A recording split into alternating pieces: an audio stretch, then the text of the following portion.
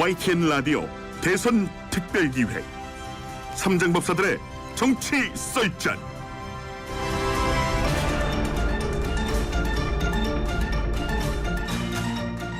자, 8시 정각입니다. 출발새 아침 3부 시작합니다. 이번에는 YTN 라디오 대선 특별기획 3장 법사들의 정치 썰전 시간입니다. 시원한 정치 토크 해주실 장트리오 세 분 모셨습니다. 민주당의 장경태 의원님 안녕하십니까? 네, 안녕하세요. 장경태입니다. 예, 정의당의 장혜영 의원님 안녕하세요. 안녕하세요. 장혜영입니다. 네, 그리고 국민의힘의 장예찬 중앙선대위 공동청년본부장 모셨습니다. 안녕하십니까? 안녕하세요. 새해 복 많이 받으십시오. 새해 복 많이 받으십시오. 자, 한 분씩 돌아가시면서 청취자분들한테 새해 인사나 덕담 한번 해보시면 어떻습니까? 장 의원님 먼저. 네. 장의원이라고 부르면 안 되겠다. 둘이죠. 장혜원이 둘입니다. 장경태 의원님. 네, 2022년 새해가 밝았습니다. 예. 올 한 해 원하시는 바 다 이루시고 소원 성취하시는 한 해가 되셨으면 좋겠고요. 예. 또 코로나 위기를 극복하기 위해서 많은 노력하고 계시는 정부 관계자분들, 또 소상공인 자영업자, 또 청년 노동자 모든 분들께 이 어려움을 극복할 수 있는 여야 정치권의 노력과 지혜가 어느 때보다도 필요할 때입니다. 저희도 열심히 노력하겠습니다. 예, 이번에는 정의당의 장혜영 의원님. 네, 청취자 여러분, 작년 한 해 동안에 굉장히 여러 가지 어려움 속에서 버텨주시느라고 정말 고생이 많으셨죠. 그래서 정치가 그런 시민 여러분 곁을 좀 지킨다고 큰 소리는 쳤는데 이제 그럼에도 불구하고 사각지대에서 굉장히 외롭게 위기를 버텨내셨어야 되는 분들이 많이 계셨는데요. 우리 중에서 가장 취약한 사람이 안전할 때 우리 모두가 안전하다. 이게 우리가 코로나가 우리에게 남기는 교훈이라고 생각하고요. 예. 한 사람도 이제 소외되지 않을 수 있게 만드는 공적인 책무 다하기 위해서 열심히 노력하겠습니다. 새해 복 많이 받으세요. 예, 자 이번엔 국민의힘 장예찬 청년본부장님. 네, 저는 개인적으로 새해부터 참 실망스럽다는 주위 의견과 목소리를 많이 듣고 있습니다. 누구한테 장예찬? 많은 국민들이 한테 하는 얘기는 아니죠? 네, 저에게도 마찬가지고 또 예. 국민의힘 제1야당에게 너무 실망스럽다는 목소리를 많이 그래요? 전해주고 계신데요. 예, 예. 사실은 지난 4년 5년 동안 너무나 힘들어진 민생 문제 때문에 정권 교체를 바라는 분들 참 많았습니다만 그 열기가 한풀 꺾이고 있는 것이 아닌가, 과연 국민의힘에게 맡겨도 되는 것인가 하는 그런 회의적인 목소리가 높아진 게 사실입니다. 피부로 체감하고 있고요. 그래서 새해부터 죄송하다는 말씀을 좀 드리고 싶고 예. 어떻게든 더 나은 민생, 그리고 이 부동산 폭등으로부터 조금 개선된 내 집 마련의 꿈을 꿀 수 있는 나라를 위해서 국민의힘이, 그리고 국민의힘 선대위가 새해에 더 낮은 자세로 모든 것을 바꿀 수 있다는 각오로 나아가야겠다. 이런 다짐의 약속과 죄송하다는 인사를 새해에 드리고 싶습니다. 새해 복 많이 받으십시오. 네. 예, 알겠습니다. 자, 먼저 더불어민주당에서는 자 추경 드라이브를 강하게 걸고 있습니다. 소상공인 자영업자 피해 그 선 지원하자는 이게 이재명 후보 주문에 따른 거 아니겠습니까? 장혜태 의원님? 이미 정부에서 선지급 후 정산이라는 이 손실보상금제도 예. 500만 원을 먼저 지급하기로 한 부분에 대해서 저희도 대단히 환영하고 있습니다만 어찌되었건 지금 이 코로나 재확산으로 인한 이 행정명령이 다시 내려지지 않았습니까? 예. 지금 인원 제한이라든지 시간 제한이 2주간 연장되어 있는 상황입니다. 그렇기 때문에 이 행정명령 발동으로 인한 소상공인과 자영업자의 시름과 어려움은 더 커지고 있는 상황이기 때문에 예. 저희가 이 부분 추경에 대한 부분들 손실보상이나 재난지원금 같은 경우는 뭐 저희가 미리 이 본 예산에 편성해 놓지는 않기 때문에 이 추경을 통해서 해결할 수밖에 없다라고 예. 말씀드리고 싶고요. 어찌되었건 이 어려움들을 선제적으로 좀 극복할 수 있는, 지금 저희도 여러 재난지원금과 손실보상에 대한 작년 본 예산에서 25조 정도 제안을 했다가 지금 뭐 전액 삭감되기도 했습니다. 이 결의에서. 그런데 어찌되었건 반갑게도 국민의힘의 뭐 윤석열 후보도 50조, 김종인 이 선대위원장께서도 100조 이야기를 하고 계시기 때문에 누가 어떤 대통령이 되든지 간에 먼저 우리 국민들의 어려움을 여야 정치권이 함께 힘을 모아서 고민했으면 좋겠다라는 제안을 드리고 싶고요. 저희 더불어민주당 을지로위원회에서도 지금 10시 20분에 기자회견을 준비하고 있는 상황입니다. 10시 20분에요? 네. 간단히 좀 알려주세요. 이 추경 편성에 대해서 네. 소상공인과 자영업자 또 손실보상에 대한 이 적극적 지원, 일단 행정명령 발동으로 인한 네. 지원은 이 즉각적이고 선제적으로 이루어져야 된다는 네, 네. 이 말씀을 드리고자 합니다. 그렇군요. 알겠습니다. 국민의힘도 민주당이 뭐 정부 설득한다면은 이걸 조건으로 뭐 호응한다, 찬성한다 이런 분위기인데 장혜찬 본부장님, 그러면 이 추경이 2월 임시국회 처리될 수 있을 것 같습니까? 민주당이 야당 탓을 하는 게 아니라 네. 정부를 제대로 설득해오면 2월 임시국회 처리도 가능하다고 생각을 하고요. 예. 두 가지 갈래로 이야기를 조금 짧게 드리겠습니다. 네. 첫 번째, 국민의힘은 예전부터, 그러니까 코로나 위기 발생 초기부터 예. 전국민 재난지원금 방식이 아니라 더 큰 피해, 더 큰 어려움을 겪은 분들에게 집중적인 이 정부의 어떤 자원 투자가 있어야 한다는 입장을 분명히 하고 있습니다. 그게 예. 국민의힘의 어떤 기본 철학과도 상통하는 부분이기 때문에. 하지만 전국민 재난지원금에 매달리다가 사실은 자영업자나 소상공인들 집중 투자하는 자원을 예. 조금 다른 데 썼던 것이 아닌가. 그리고 코로나 병상 확보와 같은 꼭 필요한 예산 같은 경우도 예. 전국민 재난지원금에 들어갔던 예산의 1% 정도만 썼어도 충분하다는 언론 보도가 많이 나왔잖아요. 그런 점에서 민주당이 적기를 조금 놓치는데 앞장섰다. 예. 그런 부분이 참 아쉽다는 생각이 들고요. 지금 윤석열 후보나 국민의힘 선대위 입장 같은 경우는 예산 편성은 보통 정부에서 합니다. 정부에서 예산 편성을 해오면 국회에서 그걸 심의해서 예산을 삭감하거나 또는 일부 이제 증가시키는 구조이기 때문에 예. 더불어민주당 선대위나 이재명 후보가 지금 추경 편성이 안 되는 걸 야당 탓으로 돌릴 것이 아니라 여전히 김부겸 국무총리는 추경에 대해서 반대하는 목소리를 계속 내고 있더라고요, 언론에서. 어제는 좀 약간 다른 목소리를 낸 것 같은데. 네, 결국 그런데 또 공을 국회로 돌리고 있는데 네. 어쨌든 당청이지 않습니까? 네네. 당청 간의 원활한 협의를 통해서 뭐 예비비나 지출 구조 조정 등을 통해 예. 50조든 100조든 이 추경을 확보할 수 있는 공간을 먼저 마련해 온다면 거기에 대해서 국민의힘이 전향적인 자세로 함께 심의하겠다는 그런 입장을 이미 밝혔기 때문에요. 예. 지금 이게 안 되는 탓을 야당에 돌릴 생각부터 하지 마시고 김부겸 총리와 이재명 후보가 어디 총리 관저에서 끝장 토론이라도 하시든가 뭐 그런 식의 어떤 당청 간에 또 당정 간에 합의를 가져오시면 국민의힘은 제1야당으로서 얼마든지 자영업자들의 피해 구제를 위해서 협의할 각오가 되어 있다. 그런 이야기를 사실은 코로나 발생 초기부터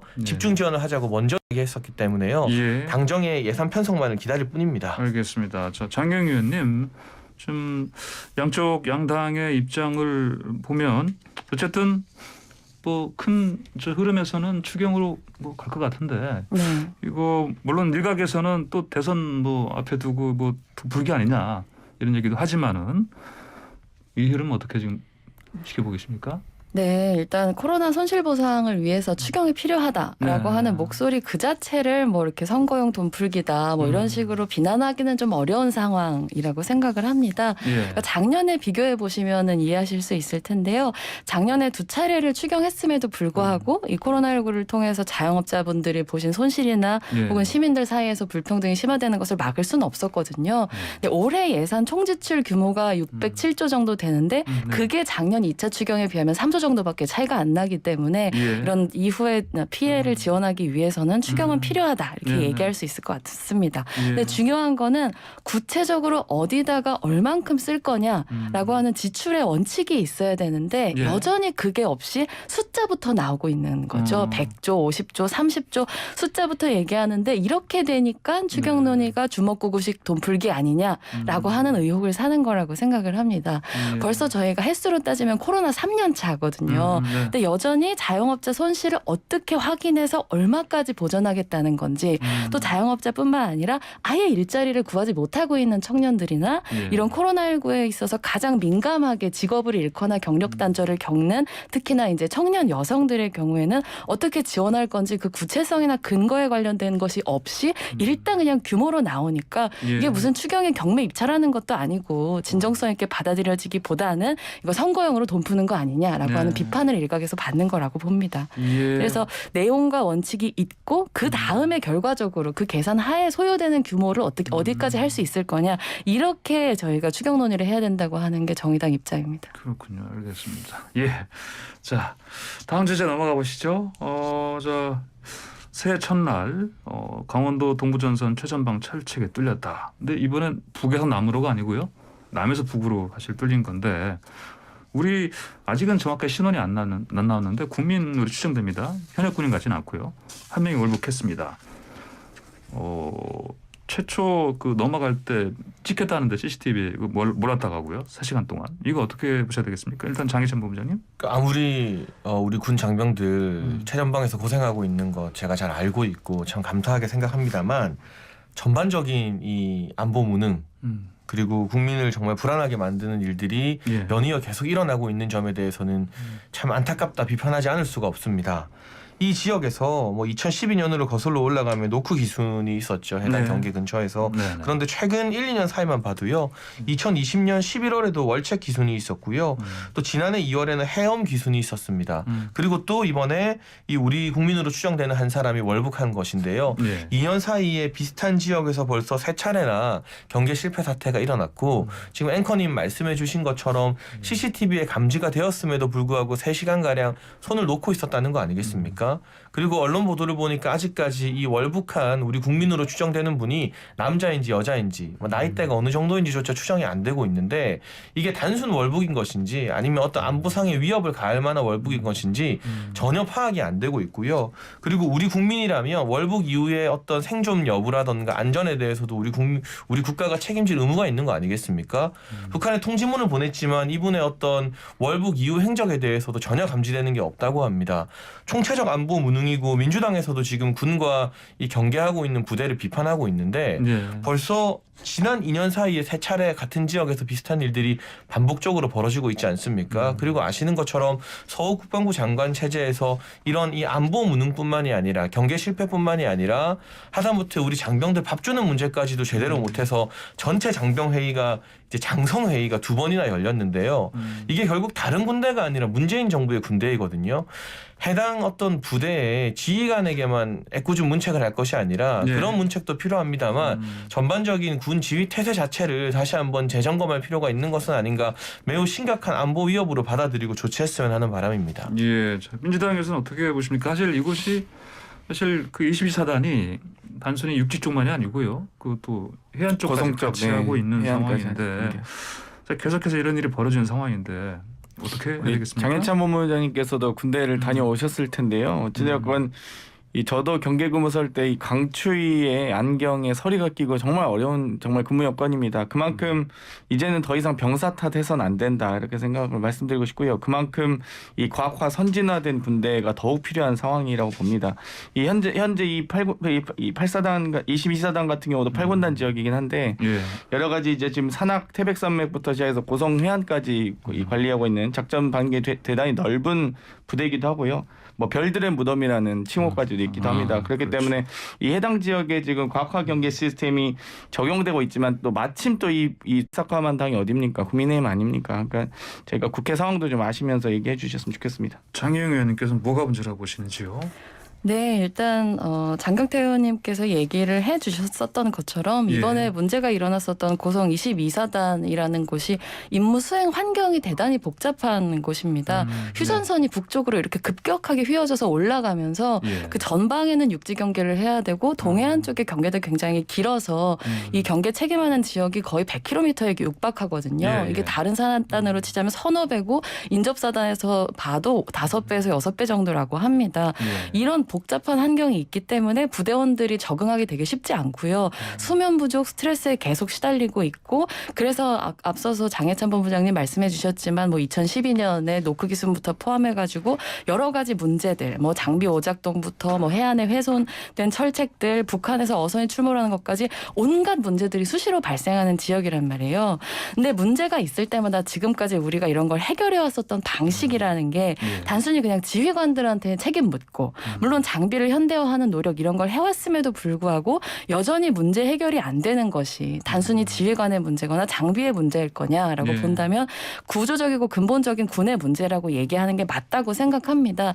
근데 그걸 당연히 지금 문재인 정권이기 때문에 문재인 정부의 가장 엄중한 책임을 묻는 것 그리고 재발 방지 대책을 요구하는 것은 적절하다고 생각하지만 말씀하셨던 것처럼 이게 새누리당 정권이었던 2012년부터 반복됐던 문제예요. 그때 제대로 대처하고 어떤 해결책을 제시했으면 과연 그 문제가 지금까지 왔을까라고 우리가 자문을 할 수도 있거든요. 그렇기 때문에 이것은 어떤 또 여야 공방의 문제가 아니라 또 이 여론이 지나가고 나면 실제로 이 문제가 구조적으로 해결 안 되고 또 그냥 누구만 문책하고 넘어가고 이렇게 될 가능성도 있기 때문에 좀 제대로 된 해결책을 저희가 충분히 조사할 수 있도록 여야가 협력해야 되는 사안이라고 봅니다. 예, 알겠습니다.